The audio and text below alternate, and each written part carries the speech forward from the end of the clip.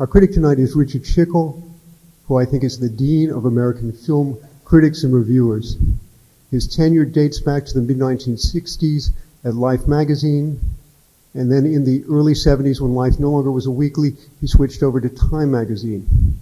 He is equally known for a number of scrupulously researched but very lively books on both classic and contemporary cinema, as diverse as D.W. Griffith and Walt Disney, and a forthcoming volume which he's given us a peek at on the actor Marlon Brando. He's also one of the few critics who I can think is of physical stature to be with our main guest tonight, the actor turned director Clint Eastwood. Next year, Mr. Eastwood will celebrate his 20th anniversary as a filmmaker. He has completed 15 films to date. We had the great honor of having, I think, the second American screening of his 15th film, White Hunter, Black Heart. He is here tonight to talk about his work as a director, to give us insights into the progression of the films, to give us a sense of the difficulties and challenges of working in those dual roles, and to give us a little bit of the pleasure that he puts into his filmmaking. It gives me an extraordinary amount of pleasure to welcome here a return engagement for one, first time for the other, Richard Schickel and Clint Eastwood.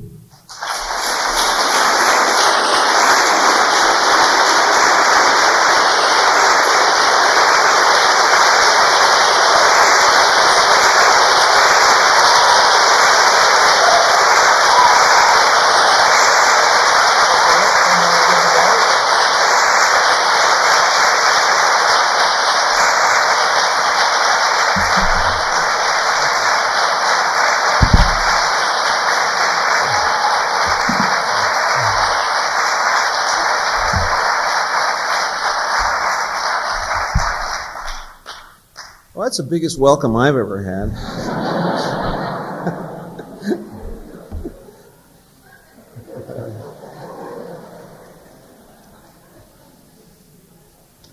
I thought I'd start out by reading something that recently came to my attention.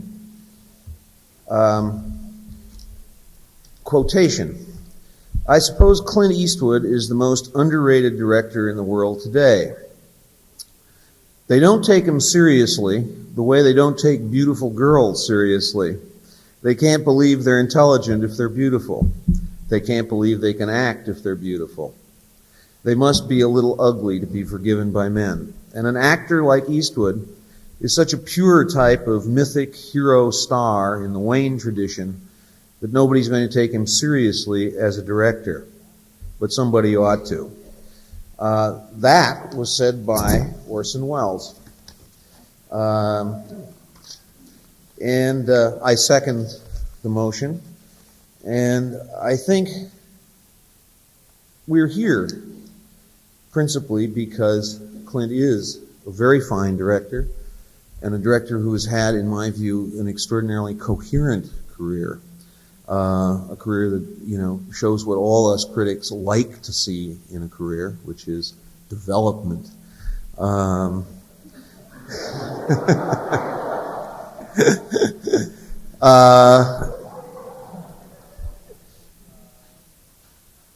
think also that actors like Clint, to sort of make a little variant on what Wells said about him,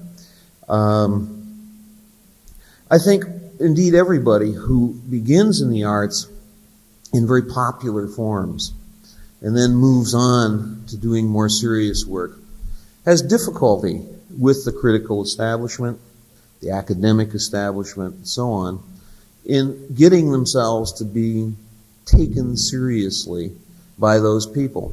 I think there's a natural sort of literary bias amongst people who write about films, against, oddly enough, against the medium itself, but most especially against people who come up out of the medium, out of sort of, if you will, humble backgrounds in the medium.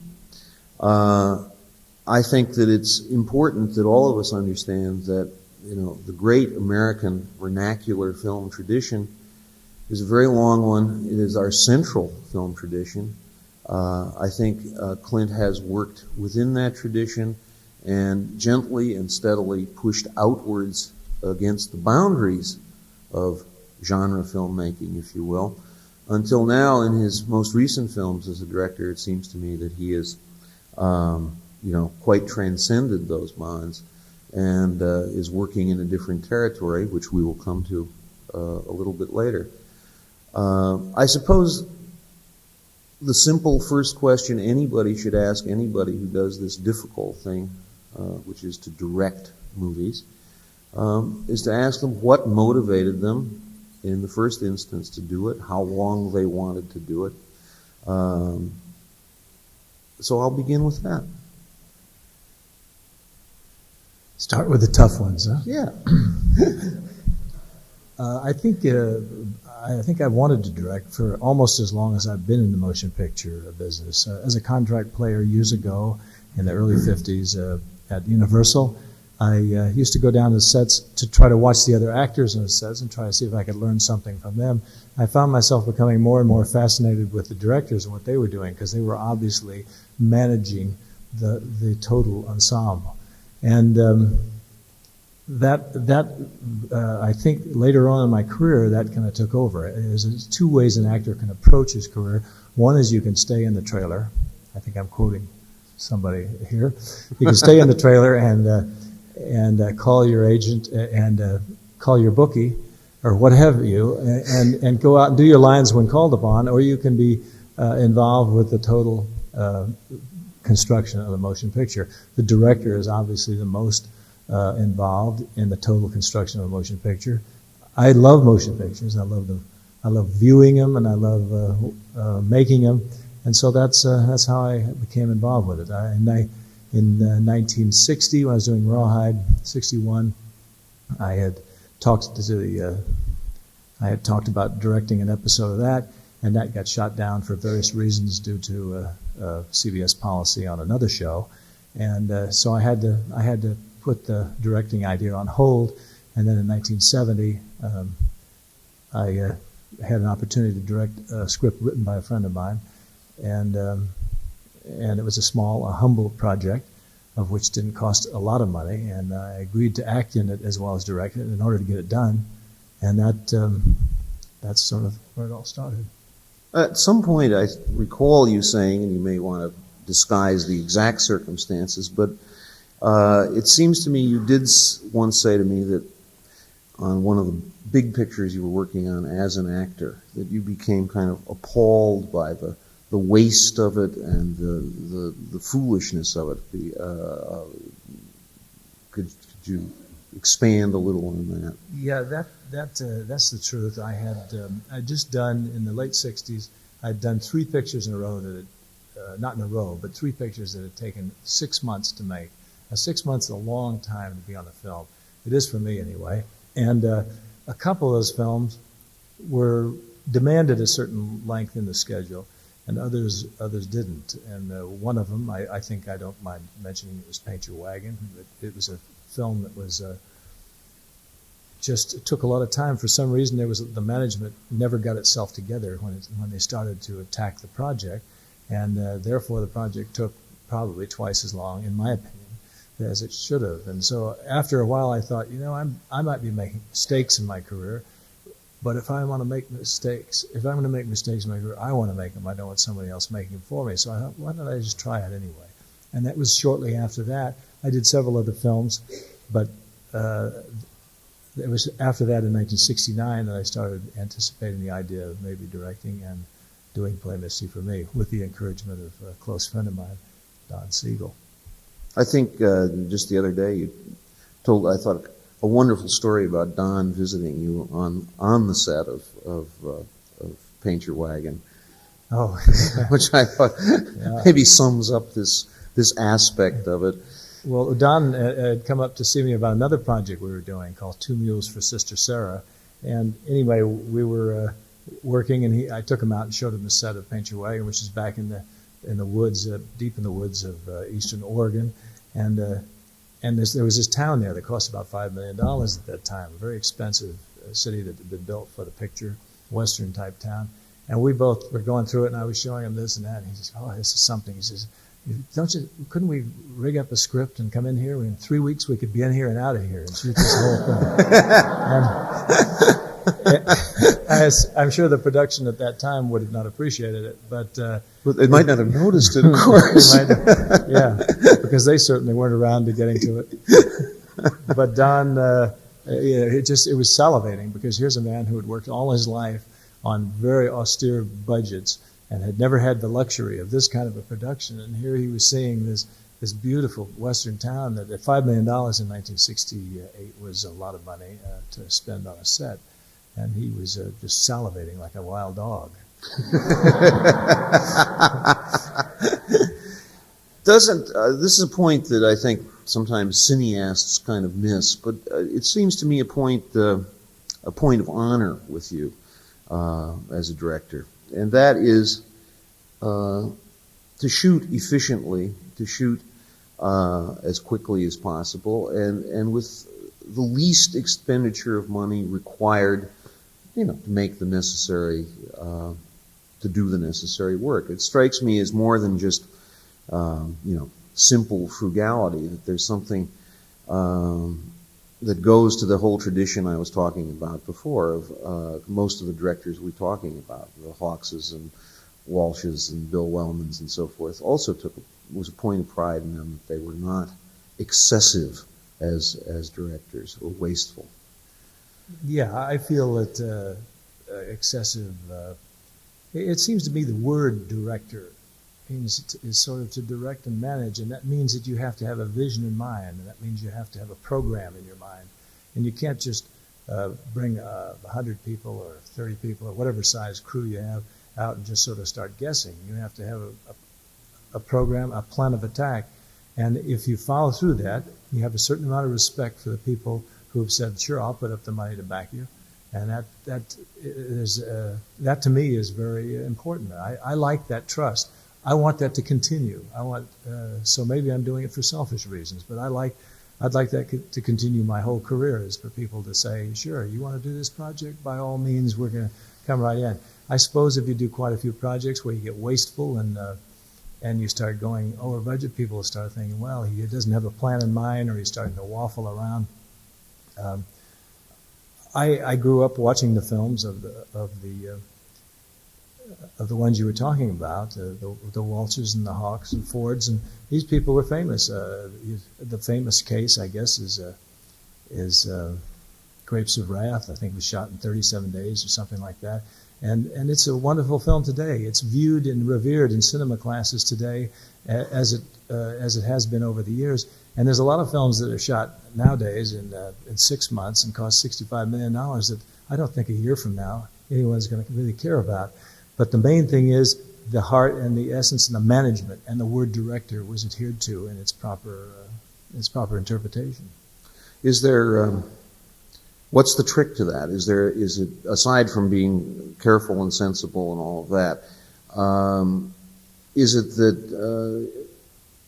an enormous amount of pre-planning? Is it the scouting of the locations? I mean, what if you were giving advice? There must be somebody in the room who wants to direct.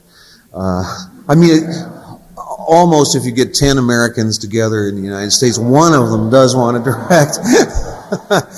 So, what's the advice to give to somebody with that ambition? All of those things you mentioned are very important, but I think the most important thing is to develop and keep the habit of decision making.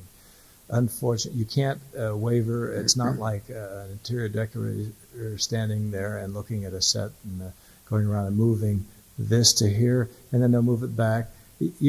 Eventually you have to decide, okay, this belongs here. If it doesn't belong there, then okay, move it back, but don't bother me anymore. We've got the big picture to handle.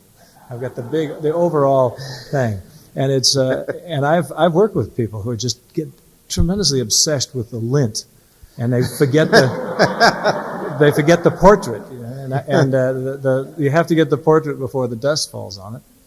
So it's just a question of prioritizing yourself, and I think that's what the secret is. It's just the priorities. That doesn't mean to slough the movie. That doesn't mean if an actor doesn't do the scene correctly that you should just print and move on. It's every scene demands a certain amount of attention, and when you get it completed to your satisfaction, that's fine. Your satisfaction has to be somewhat set in your mind, though. When you see something, you got to be able to say, "That's it. I like that." Somebody says, "Gee, I can do it better." Yeah, but I like that.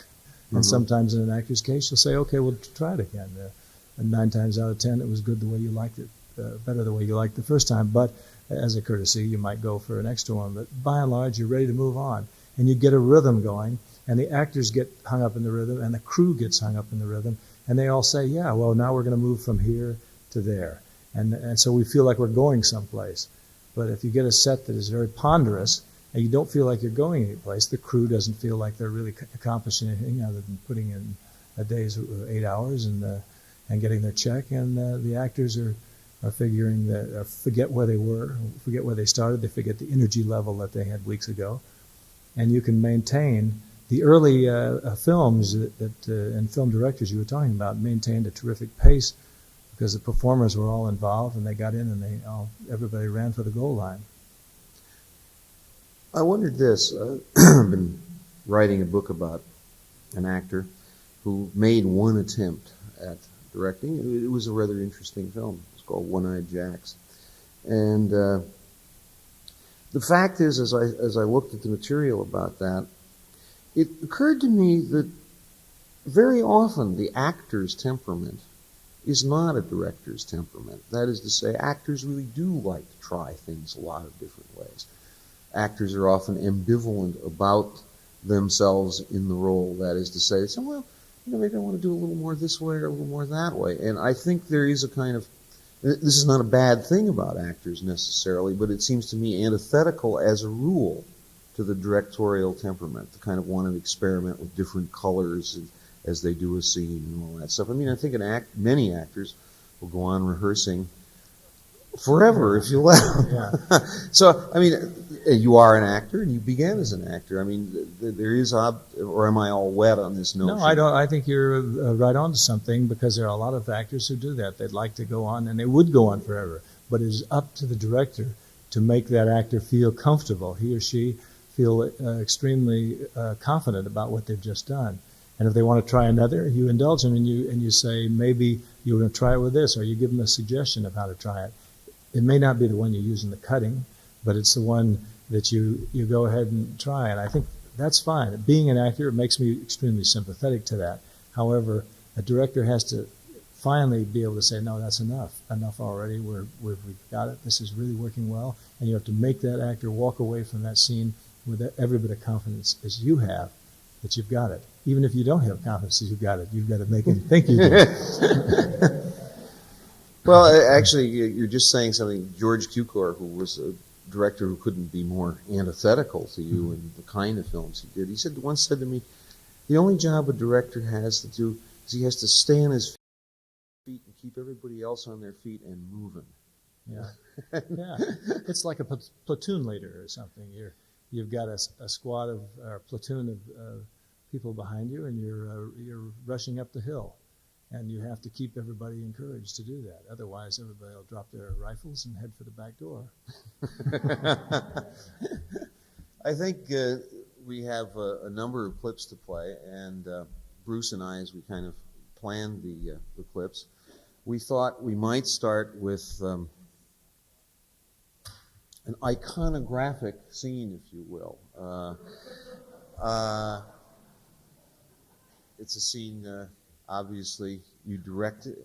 And what's Orson's phrase here? Mythic, heroic scene. Yeah. I was going to get my dictionary out, my little Webster's pocket.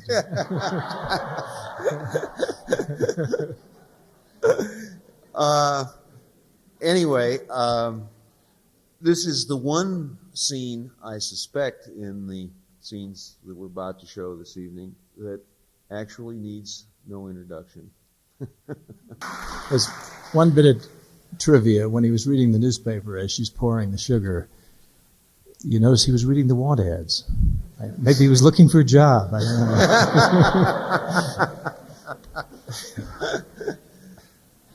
I don't know if it's possible to abstract the kind of content of that scene from the manner of the scene.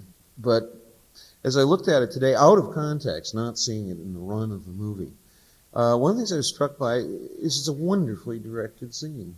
And first thing I flash back on is the other, to me, great kind of mythic, if you will, icon scene is the one for Don in Dirty Harry, with the initial gunfight. And I think this, picture has references to that, and I think it is, you might almost say, an homage to Don Siegel and that kind of work. Is that some thought of it, or is it just the way professionally one makes this scene? I don't know. On a conscious level, I don't know. I would say a lot of influence. I've had a lot of influence by Don Siegel because we were close friends and we started out and did quite a few films together. But I'd say maybe subconsciously I tried to keep the energy that Don Siegel might have had in the scene. How can you? Is there a way of describing how that is that in the cutting? Well, I think that, for instance, instead of showing the guy walk to the back door, you have the surprise of him coming back in. There he is. That's always a kind of a dramatic moment. Then when the action starts, everything starts moving, and he starts moving, and the shots are moving, and everybody's going. And then after the action is a burst. Don Siegel, unlike Sam Peckinpah and others who like to ballet a violent act and play it in slow motion, always felt that violence, and I agree with this theory, it should get over with very quick. It's the traditional Western gunfight. It isn't necessarily the shooting of the bad guy that is the thrill of the moment. It's all that prologue up to it, all the walk up to it, the shots and the guns and the looks and the things. And this happens here. It's before and then afterwards. Then, of course, afterwards, I set up the shot to give the punchline that I thought would be the punchline of the picture, but I didn't realize it would ricochet around the world quite like it did.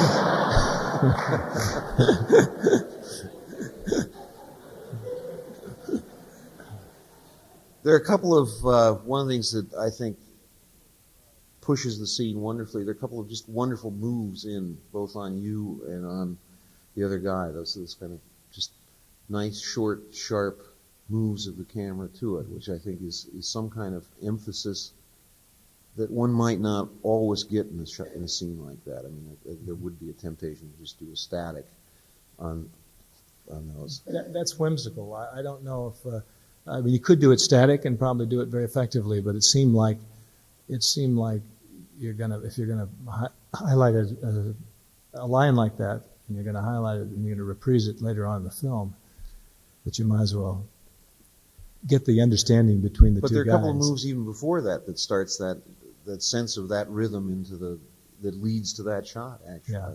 Oh, well.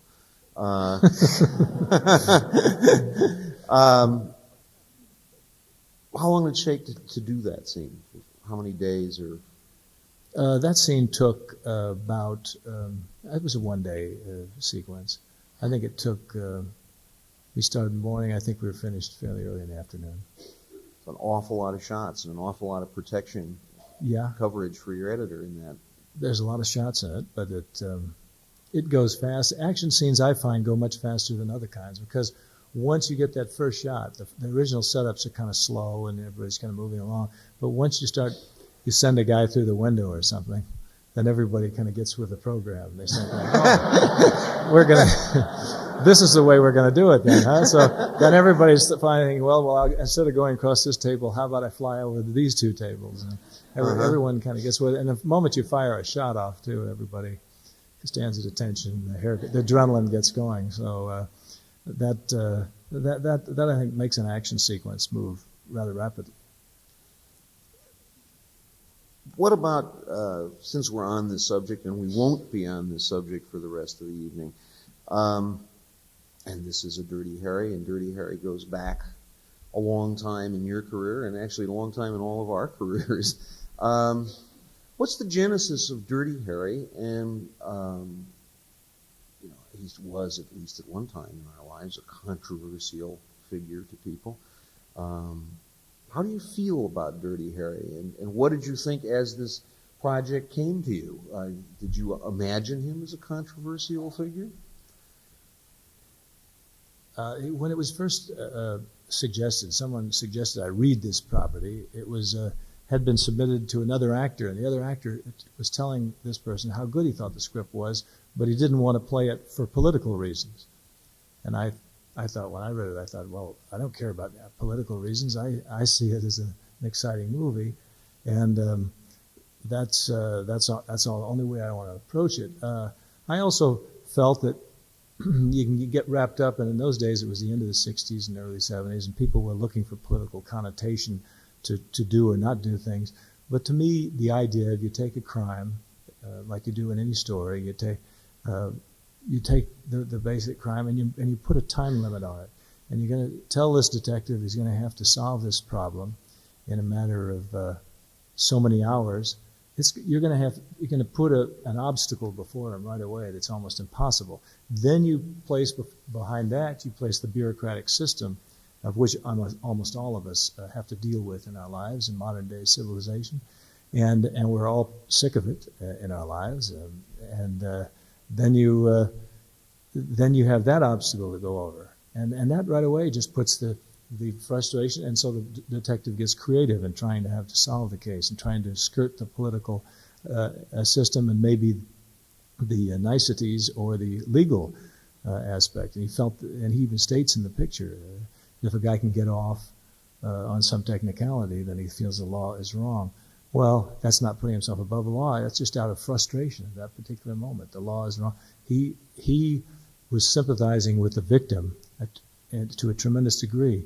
And I think that appealed in 1971 to audiences who had not seen many pictures of which there was sympathy for the victim or concern at all for the victim. And I think the romance of the film is that if anyone was in trouble in a situation, a violent situation, a potential violent situation, they would want this kind of a guy expending this kind of effort on their behalf.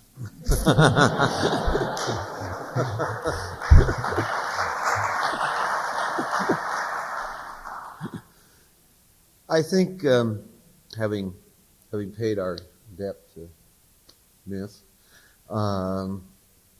we're going now more or less in a chronological sampling of your films, and we're going to do, of course, the first film that is your first director's film. One of the things that interests me in going back to this film now after so many years and after so much has happened in your career and all the rest of it, well, let's show the clip. This is first, and then let's go into this part of the discussion. This is a clip from play Misty for Me, better known now as Fatal Attraction, or Fatal Attraction 1. I think it's a marvelous scene. It's if those of you who don't know that film, it's a really rather simple story. A disc jockey in a small California community is really, in effect, stalked. At first, it would seem for merely idle romantic pleasure, and then much less idle romantic pleasure, by one of his fans, who was played wonderfully by Jessica Waller in this film. And this is a point at which if you could call him that, the protagonist of the film has come to realize that her attentions and intentions are not at all what his had been, and is now up against the fact that this dawning realization that this may not just be not a lifetime's companion, but something even more dangerous to him than that. And this is a scene of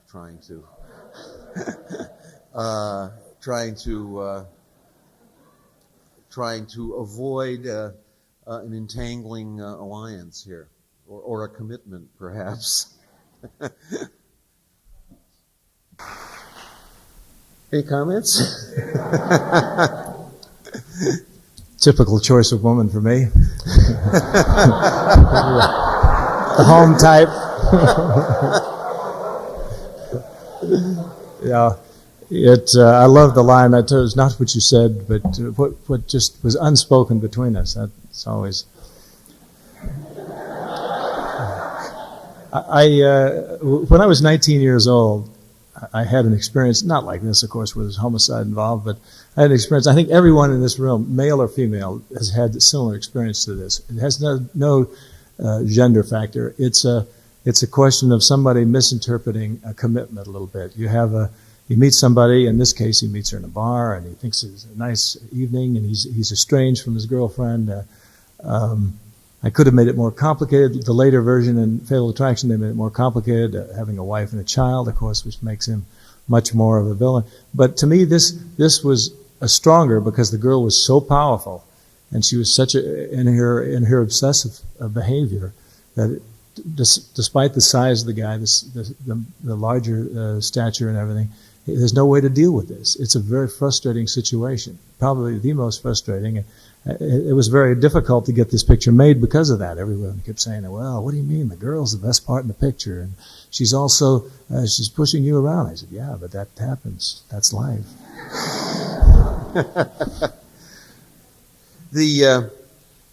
One of the things about it that's interesting to me when you see the picture in particular, and so this is Jesse's the scene, not more than yours, I think. But when you see the scene in toto, you do, as an actor, a wonderful performance of male, if you will, male self-absorption. I mean, he really isn't picking up this lady's signals. Mm-hmm. I think it's, if she's a comment on a certain kind of possessive kind of female, he's a comment on a certain kind of male who does, to use the cliche, lack the ability to make commitments, is very, as we see him throughout the film, is very drawn in on himself and on his own issues, his own problems. He's really not paying that much attention to it. Were you aware of that male side that you were playing? Yeah, absolutely. In fact, it's not that he's right. It's his weakness that has caused a lot of this. I mean, she's obviously an obsessed fan, but there's scenes prior to this that maybe some of you remember, where he comes to his house and she's there waiting out front, and he gets upset about it, but he doesn't really do anything about it. She looks good, and it's like, okay, well, what the heck? She's here, and she's going to fix dinner, and it's going to be a great evening. And so he kind of vacillates. He kind of goes off and says, well, why not? Well, in other words, he didn't spot the signals, as you're suggesting, right away, and he kind of went along with it. That's happened to the most intelligent people in the world, much less this guy, who probably wasn't the most intelligent. But it makes for a fascinating thing. He's sort of weak. And this moment in the picture that we've just seen is the moment where he's finally decided, I've got to stop this now, or else it's going to be too late. And then what he finds out is it is too late. Did you ever sense that people say to you, gosh, Clint, you can't play this kind of guy? I mean, you're a take-charge guy. You probably shouldn't be playing a character like this who doesn't know what he's doing. I mean, one of the essences of, obviously, movie heroism is he always, unlike the rest of us in life, seems to know what he's doing. Yeah. I did have some conflict. The studio didn't like that particular aspect of it. They felt... one comment was, who the hell wants to see Clint Eastwood play a disc jockey? I don't know what the hell they want to see him play a disc jockey, but that's just what he does, and that's and disc jockeys are sometimes a small town like that, or a big fish in a small pond, and they have fans out there just like actors in the films and stage and everything else, and they. But it was a little obstacle, but I figure you've got to start branching, and this is the way. I've been playing plenty of the other, and I had Dirty Harry or something coming up that was like that, and where the wonderful part of it was, as a director, is having the best role, most dynamic roles being portrayed by other people. Mm-hmm. Mm-hmm. Is that part of what you said? Oh, well, this would be, if I'm going to begin as a director, as an actor, I don't have to carry the biggest scenes all the time. Was that make it comfortable for you to That I guess made it comfortable. However, you are playing. It's a hard part as an actor because you have to play that. You have to play that weakness aspect of it. But it was inherent in the script anyway, so it made it fairly easy. That leads to a very simple question that I think will occur to all of us as we go on through the rest of the clips, which is how do you, as a director, judge your performance as an actor? I mean, in other words, you can't stand back and see yourself. What methods have you evolved for saying, okay, that's okay, or more or less, or whatever? How do you deal with that? Well, on that particular film, I used a video replay system. So I would look at the shots afterwards on video, and the video camera would go right through the eye of the Panavision camera. However, in later years, I've just kind of dropped that, and I think you just get a habit of it. Many times I'd work with directors who didn't direct much in the Rawhide years. They'd just come in and they'd set up the shots. They were paid to come in and not tamper too much because we were regular characters that ran throughout the show. Mm-hmm. So pretty much you had to guideline your own performances. And you get used to that. And as a director, you get used to it. And you hopefully you've got a camera operator, and you read the people too. They're on the set. You read the camera operator. You look at his face. You look at the expression. You can tell if they're happy with the shot or if they're just kind of, yeah. If they're all asleep and they're going, oh, yes. But you have to just kind of, you have to be aware of everything around you. But eventually you gain it, I think, mostly through habit. Mm-hmm. Mm-hmm. We're going to move on to a picture that I have the most enormous regard for, and it is, in the last couple of decades, one of the very few, if not the only, Western films that genuinely qualifies as a kind of as an epic. It's certainly a saga. It's a story that covers vast period of time, vast territory, has a wonderful spaciousness to it. I find it interesting to counterpose it with a picture as intimate as Play Misty for me, that shortly thereafter, the director is doing something that really very few directors in our time have been doing, this kind of a epic film. The Outlaw Josie Wales is a tale of vengeance and regeneration, if you will. The scene we're going to see is a scene in which is about halfway through the picture. Josie Wales is a man whose family has been wiped out by Civil War raiders, border raiders, and is now escaped. It's after the war. There's a price still on his head for his wartime activities. People are pursuing him.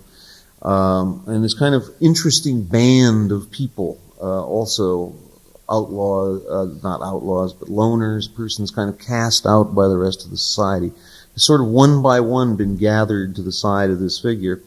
And at this point, he's about to add some more people to his little company, but first needs to rescue them from Comancheros, who are an outlaw band who have abducted three people, one of whom is his friend, and two of whom are about to be his friends, and one of them is about to be a bit more than that. Anyway, this is a scene from The Outlaw Josie Wales. He shows no mercy, this man. You might have recognized the second man on the right as Richard Farnsworth, who later starred in films called The Gray Fox, etc. I used to blast him off horses, and he became a protagonist himself.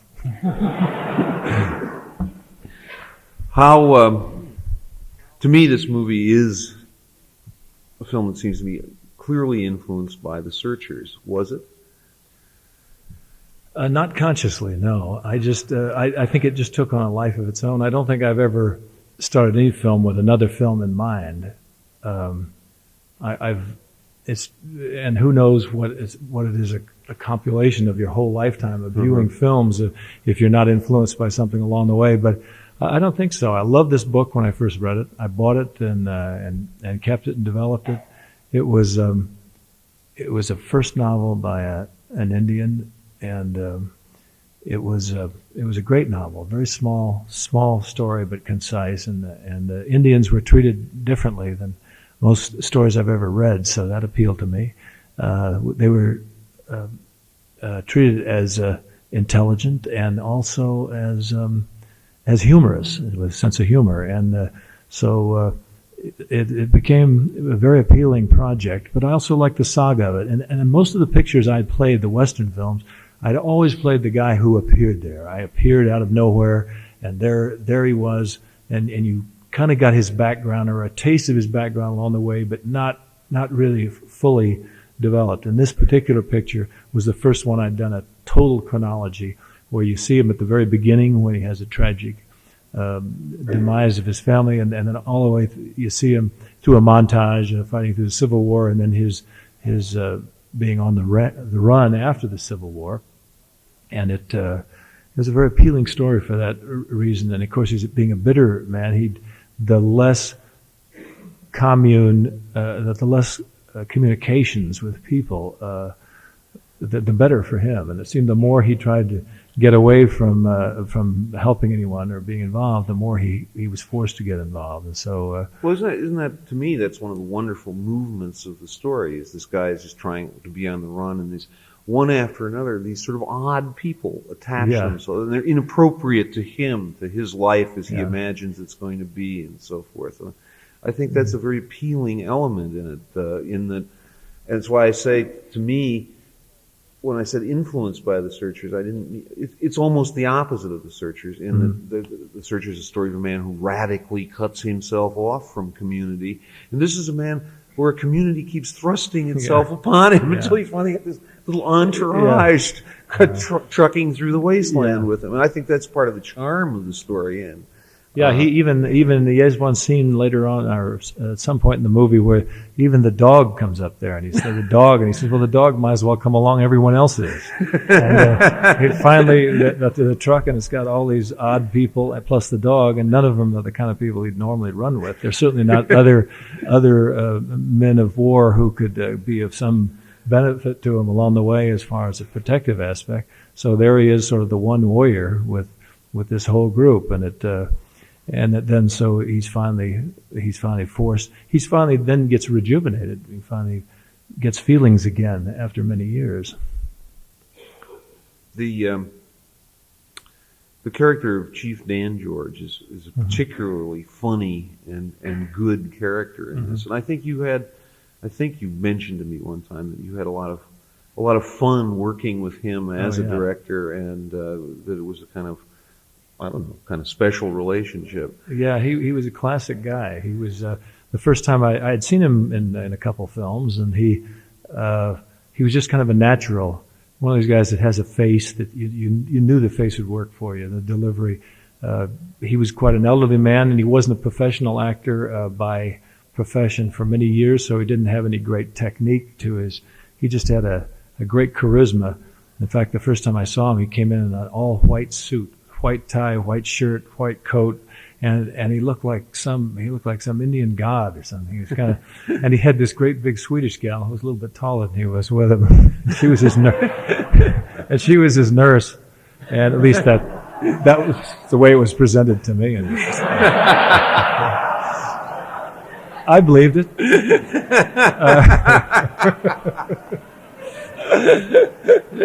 Well, we were down in Lake Powell, Arizona, and they'd go out dancing every night. He was out dancing and doing this. I thought, what wonderful. Here's a man who's 80 or whatever he was in the late 70s or early 80s, and he was enjoying himself. He was enjoying himself going out dancing and partying and having a good time. A couple times it showed on him the next day, but not too bad. He always seemed to have the same look. The first scene I did with him, he couldn't remember any of his lines, and they thought, well, should we make boards so he can read them? And I said, no, you can't do that. He's just got to he's just got to remember them. So I just had a guy rehearse them with the lines and rehearse the lines over and over and over. And then finally I'd say to him, just before we were ready to shoot, as the camera's rolling, I'd say to him, Chief, just forget all about all those lines. Just forget all that dialogue and everything you've been rehearsing.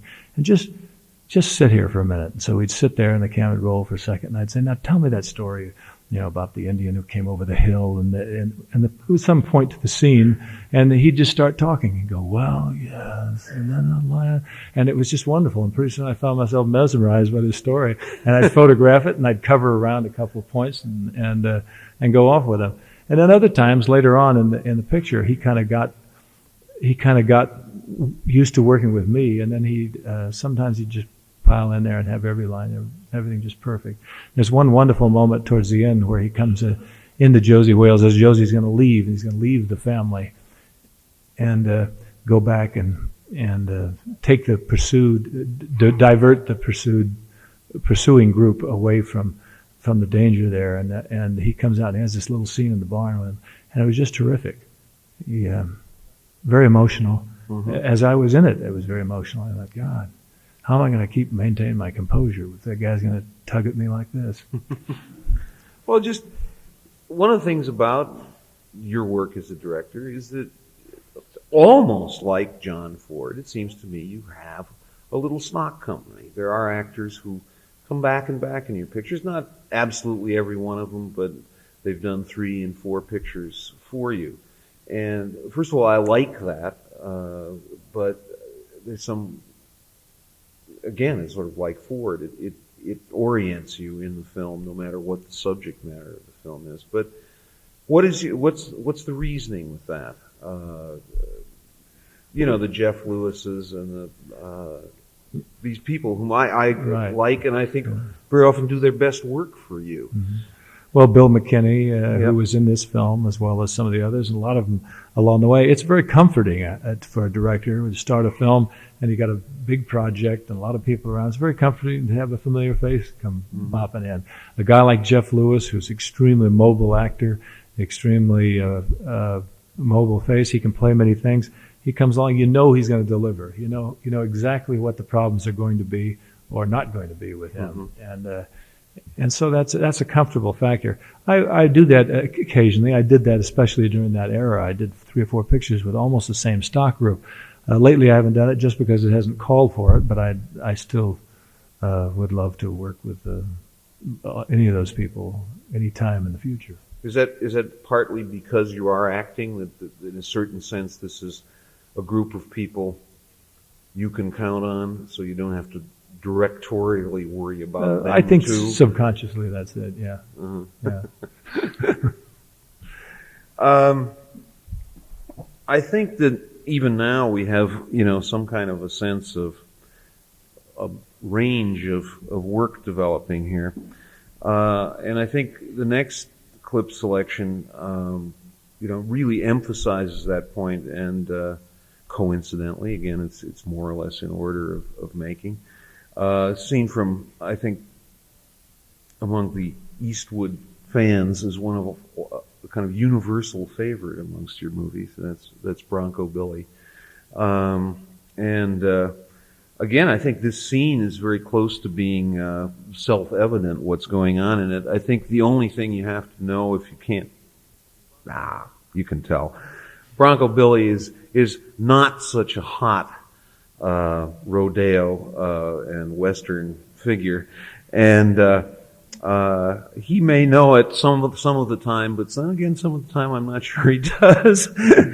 And this is a little, not a scene, but rather a sequence in which Billy, who is, among other things, absolute kind of a crook and kind of a foursquare American all at the same time. Or maybe that's not so contradictory after all. But anyway, that's this scene.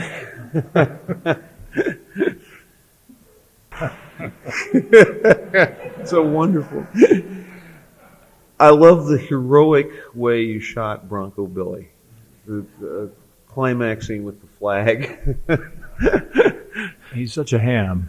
Actually, Bronco Billy, the idea of doing this story was very appealing. it was submitted to me by an unlikely way. Somebody submitted it, and I thought it was about a story about Bronco Billy Anderson, who was a famous silent movie cowboy. And then I started reading. I couldn't put it down. I thought, this is the most outrageous story I have ever seen in my life, and I guess I'm just crazy enough to do it. So I went ahead and made it. I was making the film or preparing to go into a film called Escape from Alcatraz, and so I did this one right afterwards. But it was a fascinating departure, and it was a fascinating guy, and the whole American dream, and an obsolete show that has no longer got any value, an obsolete mentality, it seems like, in our lifetime. But here's a dreamer who's going to just continue on. He has this concern for kids and all this sort of thing, but he's living in another era, and he's not really too swift. But he has his little group, and hopefully fate brings him a rich woman finally. Did you people often refer to this as a Capra-esque movie. Did you think of it in that way? Yeah, I when I read it, the first thought came to my mind. I said, if Frank Capra was still directing films, this would be a film that he might do. Mm-hmm. They certainly weren't doing anything like that in the 70s and in the 80s. I haven't seen that kind of project. So therefore it was a little bit against the grain, but I just felt, for me, I had to do it. Did you feel like it was kind of maybe time to kind of bust your kind of taciturn, heroic image? That it was time for that kind of a change of pace? I think so. We tried to bust it with a little bit in Play Misty, but in this one, this in a different way, it kind of takes off. It's a little bit of a takeoff on as a modern day cowboy of some of the type of things I had done, and it was fascinating to play. Very, very great fun too. Great, I must say, it was great fun. All the characters were. Is there difference in directing comedy? I mean, from your point of view, what's the substantial difference between doing that, let's say, and let's say something around the same scale, something like, say, the Dirty Harry picture, or I mean, what's the difference from a director's point of view in approaching that or dealing with it? There is a difference in directing it, but I must say that I couldn't draw it out for you in an analytical way. It's just kind of an instinct you have. The story sort of dictates a certain kind of life of its own, a certain look, a certain composition, and that just sort of comes about by forging ahead into it. I don't with a Dirty Harry, right away you'd think of different terms of heroics, different terms of the heroics in this are all they're all false, and they're all comical, but if you still play it seriously. I mean, I played Bronco Billy every bit as serious as I played any other role. I just, in fact, the more serious you play it, the more outrageous it becomes. But just looking in this little clip, and I think it's true elsewhere in the film, your angles and the way you're shooting it are, in fact, parodies of Western cliches, which sort of reinforce this notion that, in fact, he's not an authentic Westerner, who's a shoe clerk from somewhere or other. So whatever he knows about the West, he probably learned from the movies. Yeah, oh, absolutely. And he admits that. The only way he learned from the West is by spending his spare nickel on a film in his early days. But this, and the idea of doing a scene where you're sticking up a bunch of little kids and they all raise their hands and they turn around, it's an outrageous kind of scene. Most people, I mean, it would be, if you approached anything like that cautiously, you could be in real trouble. You have to really forge in there and go for it. And later on, there's a sequence in this film where they rob a train even, and it's the most ridiculous thing in the world. I mean, you're robbing a streamlined train that's roaring across there with the 47 Chevy or whatever it was, 50, what is it? What is that car? Does anybody know? It's a 57 Chevy or whatever it was, and a bunch of people with bows and arrows, and it was a ridiculous scene too. But you have to kind of go for it. He even has dialogue in the film where he says, when he tells the girl, I was just nothing but a shoe salesman in New Jersey, and then one day I laid down my shoehorn and then and then went off and pursued the American dream, his dream. But you can't play something like that. You could say, "Oh, you can't say that." I mean, you can't say that. And you could take a line like that out. But think of what the play would have missed if you'd have taken something like that out. It's just it would have taken you would eventually strip the color away from the whole project.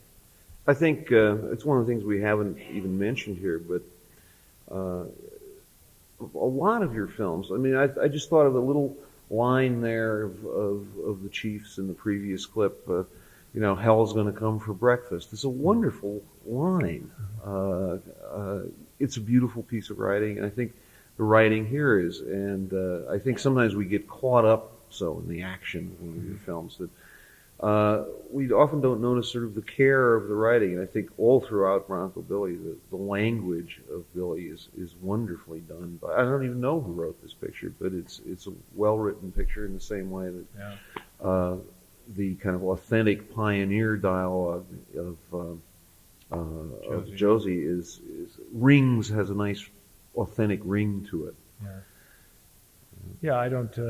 I just think that comes from good writing. This was written by Dennis Hacken, who was a fellow I didn't know before. But I didn't change. I changed very little in this script. It was a script that just worked from beginning to end. I have the impression you don't change scripts that much. Not if they're good. I don't believe in tampering with something that if it ain't broke, don't fix it kind of mentality. And that's. I also have the impression that, unlike a lot of people today, you really don't go out there very often with a script that's dissatisfying to you. Not often. I would try not to. I think at this time in my career it would be very silly to do that. And directing and acting, doing the whole project is a difficult job. You don't have to sit up at night and kind of sweat the dialogue. It's much more comforting to know that the dialogue is well written into it. You like it when you first started, you're going to go for it. Well, in the age of the auteur, it is becoming kind of legendary how guys go out there and, at least by their own telling of the story, do a great deal of changing on the set, are emboldened because they, after all, are the author of the film, to head out for very remote locations without a finished script and so forth. Obviously, that is not something that appeals either to your prudent or your frugal soul. I think that the true creative process is the writing, and if you've got a good writer, don't try to deny it. Being an auteur means that you're directing the film, but you're not denying good material. If it's good, don't tamper with it. If it's bad, tamper. I've tampered with lots of scripts, and I've done a lot of rewriting, but usually I've done it prior to starting the script, and I was very satisfied with the way it was all together. But in this particular project, there was very little. I think I added one scene. There's one sequence in the film where he goes into a bank, and some guy is robbing the bank, and these guys come in and rob the bank, and this little kid, and Billy's not doing anything. He's just standing there. And he doesn't do anything until they knock some little kid down and break his piggy bank. And then Bronco Billy draws his guns and shoots. And he has these little buckshot kind of shots that he uses for his act. And so that wounds these guys and he subdues them. And then he becomes then I took a scene from Muhammad Ali. Outside he has a scene where there's a news conference and they're asking him various things about how he foiled the bank robbery. And I was always fascinated when Muhammad Ali would win a fight, they'd ask him questions about how he won it and how was the left hook here and the right cross. And he'd always be combing his hair and say, I want to talk to Muhammad so-and-so, I want to talk about my mother and so-and-so. And he never was listening to anybody. He was just projecting everything he wanted to transmit over television in one big deal. And so I had Billy do the same thing. Here was his great moment on television. He wasn't going to let anybody know that not know that the Bronco Billy Wild West show was playing outside of town. So those are the only two scenes that I added to the picture. Everything else was there as Dennis had written. We're actually jumping ahead almost a decade to the next clip. to a movie that I have enormous regard for. It's Bird. It's, I think, does represent an enormous change in Clint's, not in his essential self, but in, if you will, that awful word, in his development. I think there's a big step forward in terms of technique, ambition, and accomplishment in this movie. The scene or scenes, it's a sequence that we're going to see, and it's quite long, begins with Bird and Dizzy Gillespie, and Bird is in bad shape. Dizzy is in good shape. Bird would like to be in that kind of condition. I think the scene metaphorically goes at an enormous number of issues of creativity and how to deal with it. I think it also goes at aspects of masculinity, if you will. The scene leads into a truly tragic sequence that also needs no explanation. But to locate it, this is somewhere halfway along in film and in the career of Charlie Parker. He has achieved something through his art and is about to lose, or in the process of losing, really, if you will, his self and his soul. So, Bird. It's hard to pose a simple question after something like that. I did have the feeling on several times I've seen this movie that in some way, to ease into this topic a little, that Dizzy Gillespie speaks kind of for Clint Eastwood in a way, for that side of you that believes in discipline, professionalism, doing your job, that sort of thing. Is that true? Were you drawn to that character in that way? I think so, yeah. It wasn't to make this film and to make a film about the tragedy of a drug addict and someone who had completely abused himself.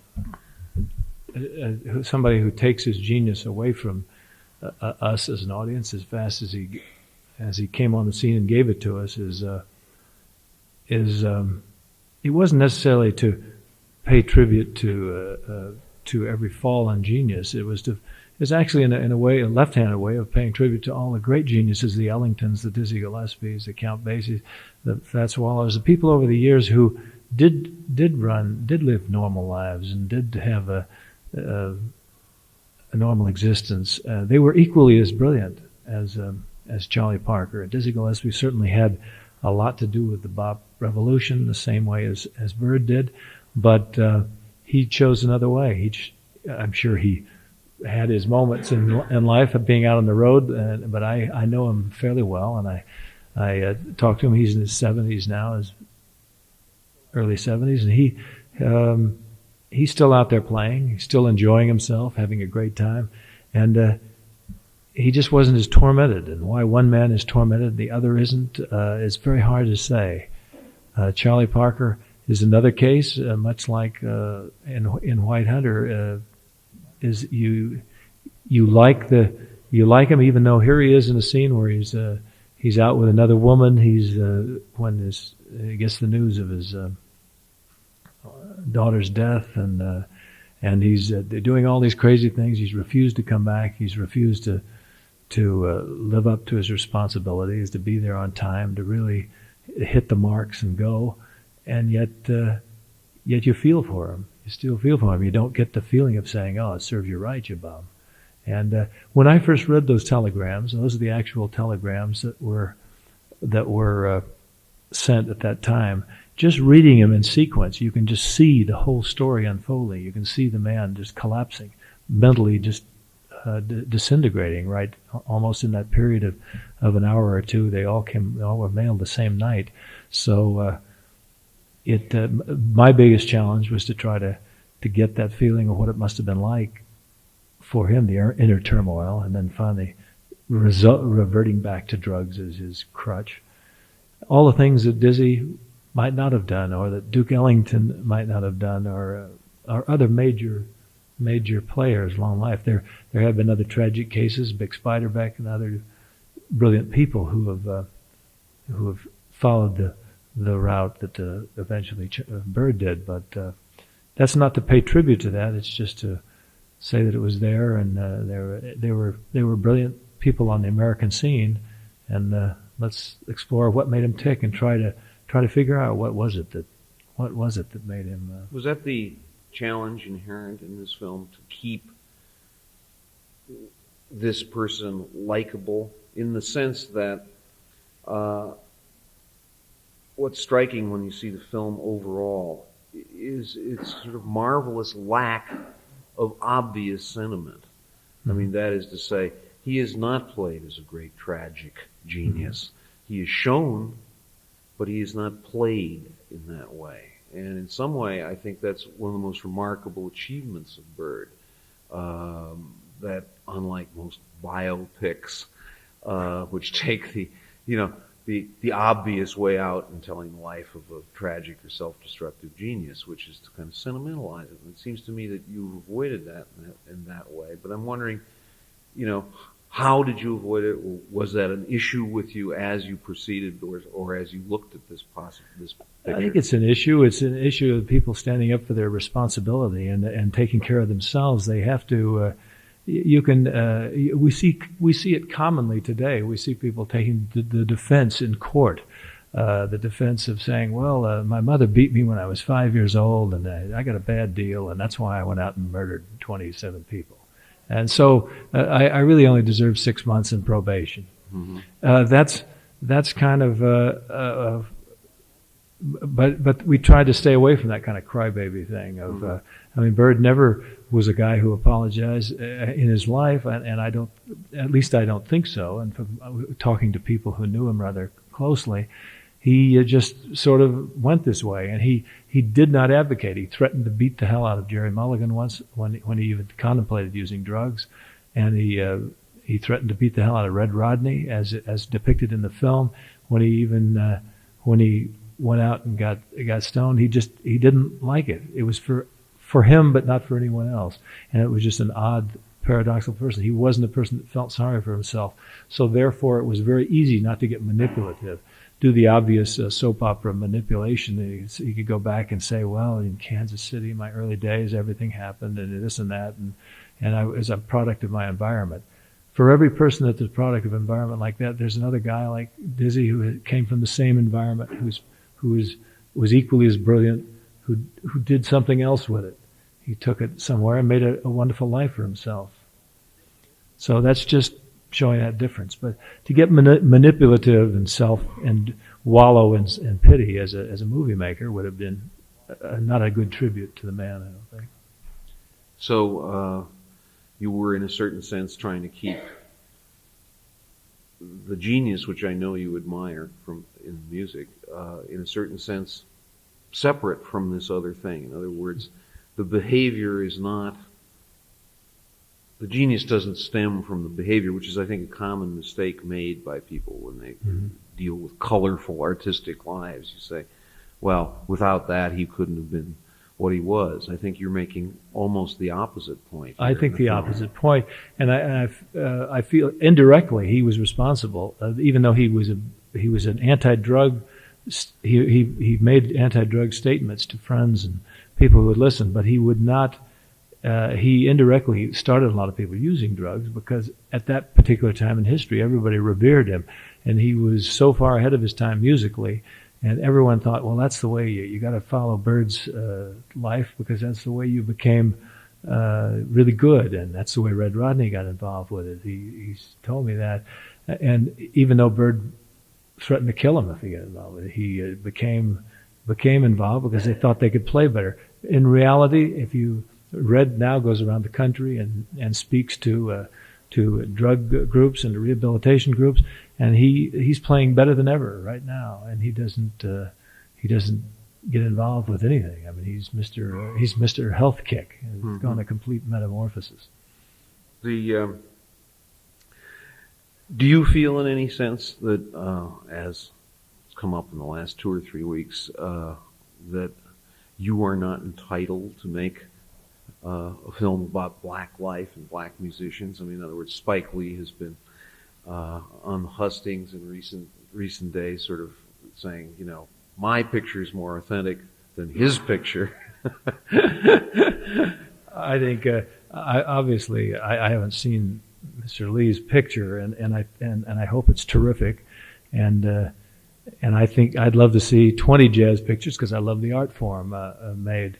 But I don't think he has that much confidence in his picture. Otherwise, he wouldn't be referring to other pictures in comparison. That's taking a sort of a defensive attitude.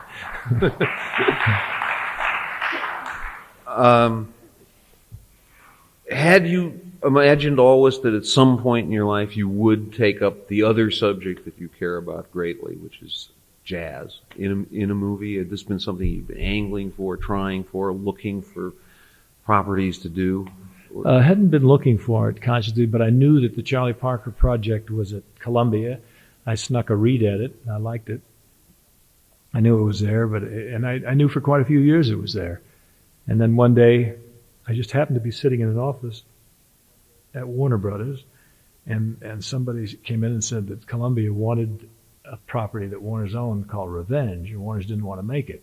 And they said, well, sell it to them. And I said, wait a minute, just before you make any quick decisions here, they have a property that I really love, this thing called the Charlie Parker story. They've been fooling around with. They talked about Richard Pryor. They talked about all kinds of the usual kind of commercial casting thing that like they would have made the film many years ago, sort of a studio mentality kind of thing. And so I got it, and I said, no, I don't want to do that. I don't want anybody who's recognizable. I want to just make it as a semi-biographical. At least there's one segment of his life.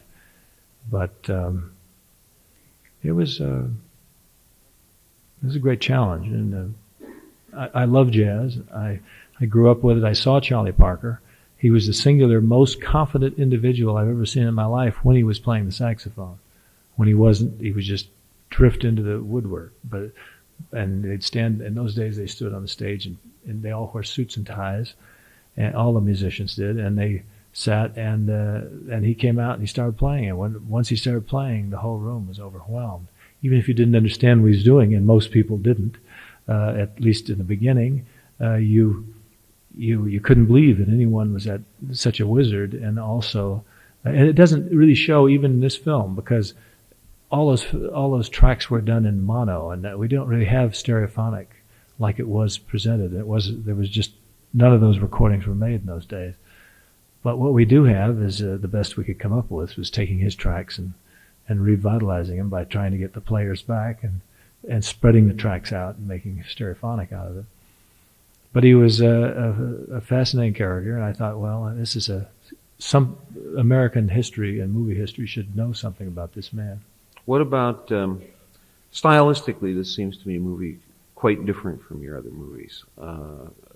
It's darker and richer in a certain kind of imagery. I think of you as really primarily a director of great straightforwardness and great, narrative push forward. And this film has, a more, not only a more noirish look, but a more noirish camera, if you will. I mean, in terms of mood. Wardrobe, the costuming for this picture, like it was in black and white, like in grays and browns and tones, much like you got the feeling from the black and white pictures of the 40s. Style, like I said earlier, I think every picture has its own style. With me, everyone takes it over, and it becomes an entity by itself. I don't have any real style. I just the style of that particular project. It's an individual thing. I think they all look different as you see the clips on Bronco Billy and then Josie Wales. There's quite a difference, but that's just the way it comes out. I can't tell you why that happens. We're going to go to a picture that does have a different style than this, I think. It's the current picture. We have two clips because I think it's necessary to have two clips from this film because, of course, most of you probably have not seen it because it's not in the theaters yet. As we all know, John Wilson, played by Clint in this picture, is a portrait originally written by Peter Viertel in a novel called White Hunter, Black Heart. It's a story of a man, John Huston, who's a man of both charm and cruelty. A man, I think, much taken with certain kinds of macho values, if you will, who offers in the different parts of the movie, both the good side and the bad side of that particular set of sort of traditional male values. In the first scene we're going to see, Huston, Wilson, at his most charming and charmingly devilish, if you will. They're on location. They're in darkest Africa. A movie company is coming to the place where they will be living and shooting a film rather like The African Queen. And this is the director's welcome to their encampment and to the beginning of their movie-making adventure. Is there something similar between those two artists in terms of distraction by obsession and self-destructiveness and so forth? Well, I guess so. Not in the same way. You're referring to Bird and to John Wilson. I think John Wilson is subtly self-destructive in the sense that he kind of chain smokes and doesn't take care of himself, and he's constantly drinking too much and living a rather wild life, traveling about the planet. But at the same token, but his obsession, I'm not sure, his diversion of being obsessed with elephants in Africa and hunting of elephants rather than getting to the job of making the film is kind of I feel maybe almost like it's a defense. It's if you don't pay attention too much, then you don't have the anxieties of really attacking the job. And every film you start is probably has a certain amount of anxieties with it, having to answer, having to face responsibility. And so in directly not facing responsibility, he's sort of laughing at the face of responsibility, he sort of becomes somewhat insulated. He sort of protects himself. In this scene, though, it gives an example of Wilson, the cruel side of him, the fact that he can get everybody laughing and have a good time, but it's always at the expense of somebody who's trying hard to do a job. In the case of the real incident with the African Queen in 1951, they did have this problem, and he and Sam Spiegel, who had worked before very closely in other films and worked well, all of a sudden didn't get along on this one because John was going off and acting rather strange. But the same thing with John Wilson in this particular project. He goes off, and Sam Spiegel, who is trying to, or Paul Landers as we play it, is trying desperately to get the film going, and there's every other reason is being put up to not face the job. Well, I mean, that is the same, isn't it? I mean, in a certain sense, it's people not facing up to. Could we go so far as to say we've discovered the great Eastwoodian theme here?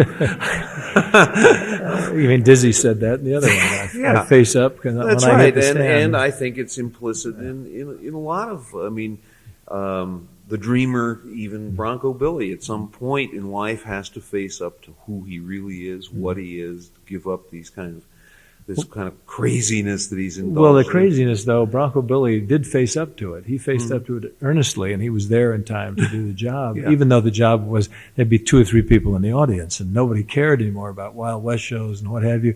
But his dream was, he believed in responsibility, and he believed in all of those things in a much more maybe naive way than I do. Well, I don't want to press the point, but it does seem to me that, what we see in a lot of your movies are men attempting to involved with the issue of the job, either evading it or, in the case of Dirty Harry, maybe doing it too well. Yeah. But somehow work as a metaphor is not a common one in American movies today. I mean, we're often, ditzying around after much more glamorous, curious, exotic subjects than that. And yet, work and the job is something that does come up a great deal in your movies, it seems to me. Yeah, I think so. Another movie I did shortly after this one was called Honky Tonk Man, and that was about a man who was afraid to succeed. Here was a guy who had a chance, had an opportunity, and the more he got closer to that chance, to that opportunity, which was his audition, the more self-destruct he got, and the point where he didn't want to ever face, he was afraid of winning. I don't know whether that's a kind of like, I can't think of an analogy in modern day history other than maybe Richard Nixon, who was a man who had a respectable first term and insisted on destroying it.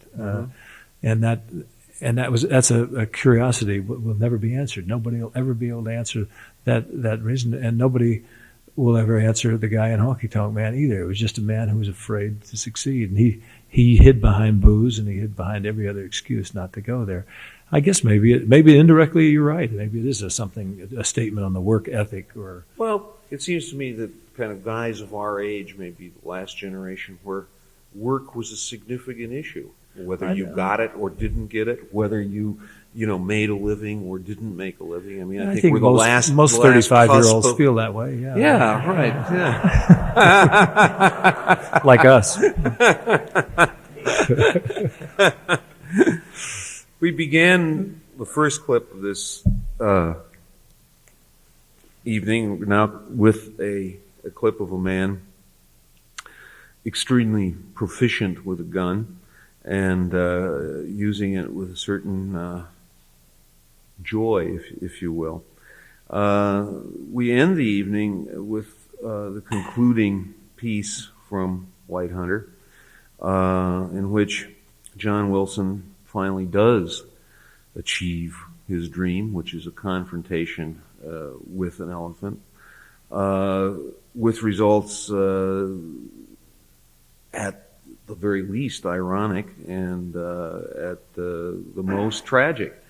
I think it's an extraordinarily powerful sequence. I think it shows, again, some of Clint's virtues as a director of an action sequence that is yet carrying a very heavy emotional weight and as well a potent irony.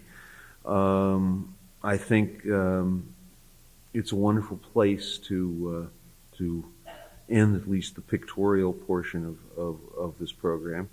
The conclusion of his most recent film, a film I have enormous respect for, and one that I think will, like most of the films all of the films that we have looked at samples of tonight, will be films that, whatever their status in terms of awards, critical comment, or whatnot, will be films that in years to come, 20 and 30 years from now, will be the films like the films of, say, the 30s and the 40s that were also not Academy Award winners and so forth, but are the films that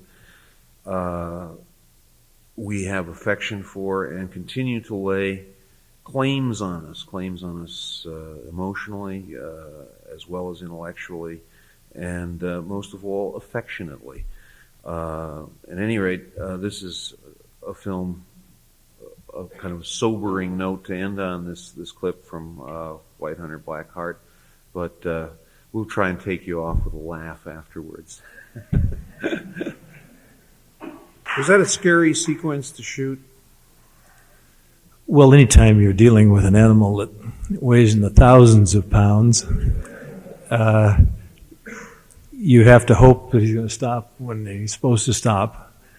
And it was very difficult to shoot. I had to, naturally you make all camera moves are all conditioned around him.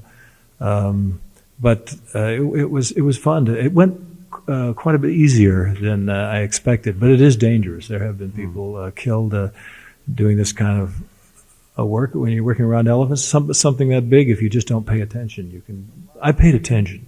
Believe me, there was a lot of respect given this guy, and that was the domesticated one. Out with the wild ones, and you saw the larger herds there were all wild elephants, and though they sort of meander sometimes, they can move relatively fast, and they have just horrendous strength. So you give them a lot of leeway. But I had to get the sequence. We actually had a guy, one of the natives who doubled a kivu there. We actually got him in laying across the tusks and lifting him up in the air and everything. The elephant actually lifted him up. Oh my gosh. So we were that was kind of tricky, but the fella had done it and practiced it a few times, and so went ahead. I wasn't about to put kivu there, though he was a former tracker, had been a tracker most of his younger life, and so he did know a lot about it. But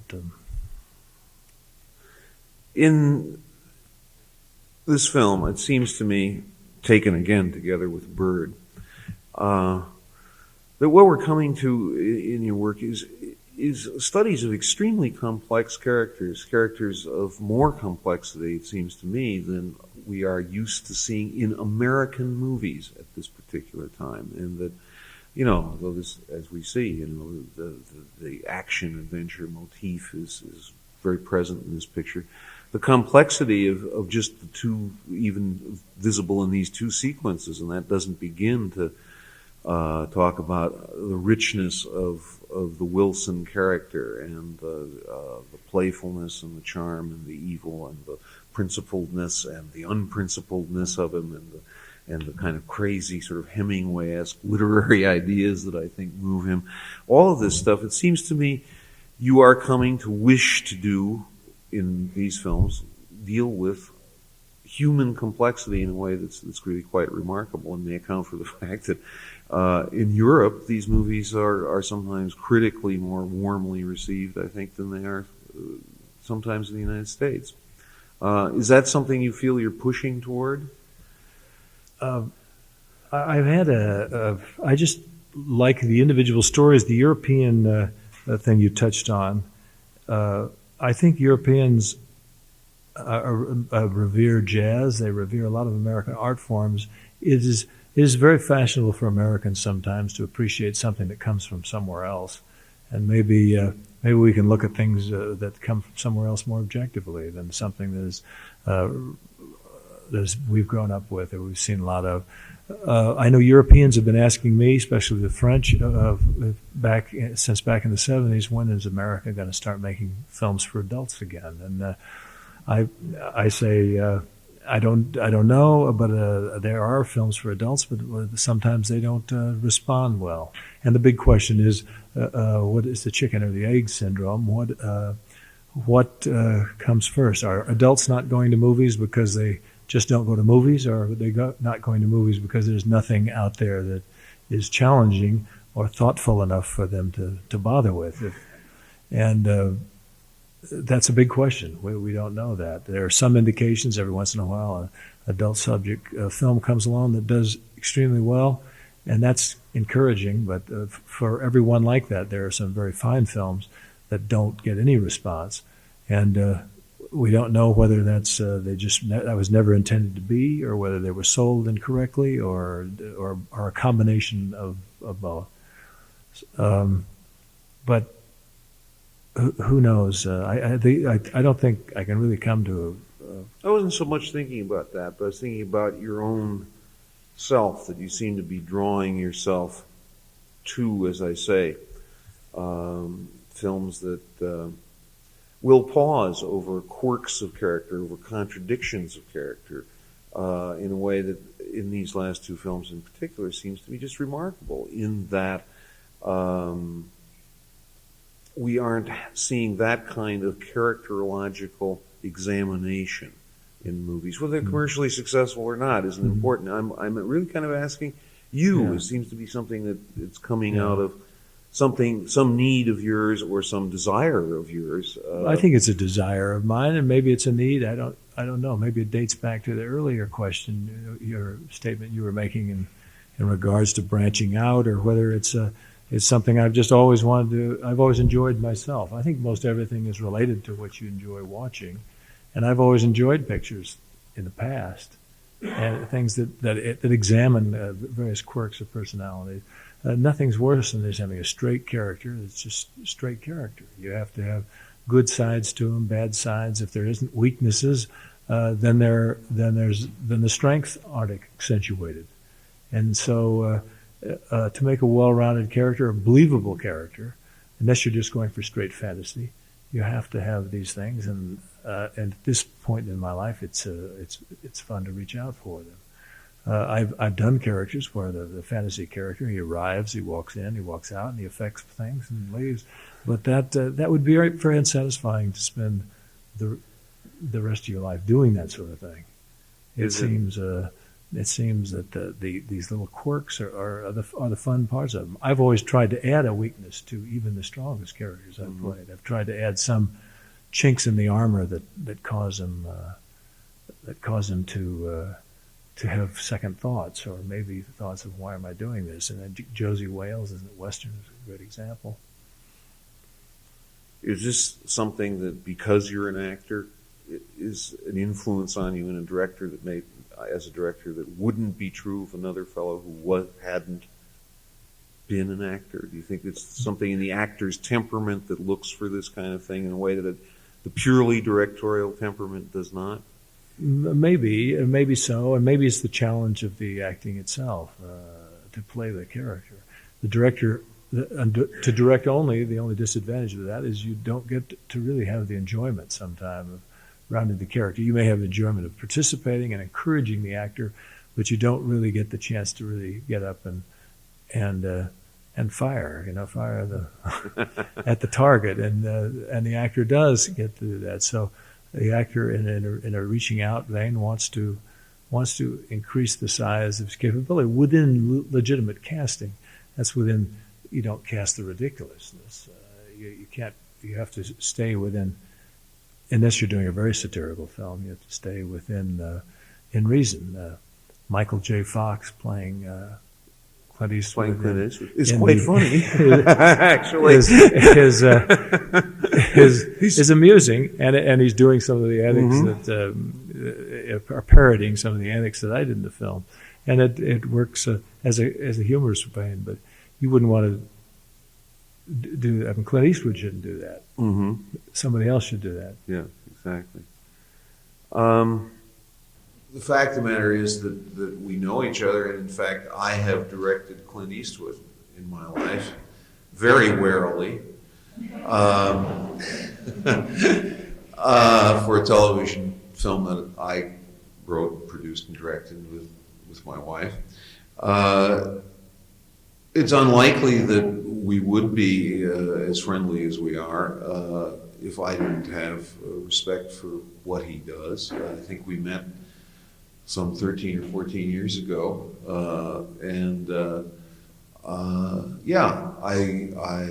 I don't view his work objectively, but I don't really, as a critic, view almost anybody's work objectively. There is no such thing, you know. I mean, you bring all your prejudices, both for and against artists, to the act of criticism. And I think insofar as you make clear that those are your prejudices, that's about all you can do as a critic. There is no such thing really as objectivity. The friendship has just happened, kind of, and I enjoy it. I don't know what he thinks about it.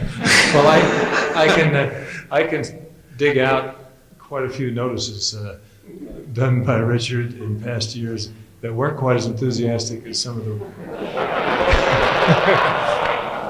comments on some of the films you've seen tonight. So I think he can be objective. If he doesn't like something, believe me, You'll know about it, and sometimes unhappily so.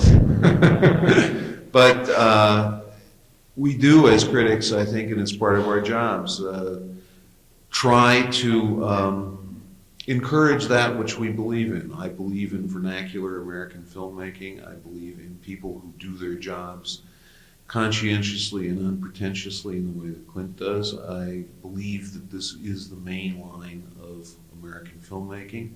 So I'm pleased to appear in public with him, and I'm pleased to appear in private with him. Thank you very much. Good night.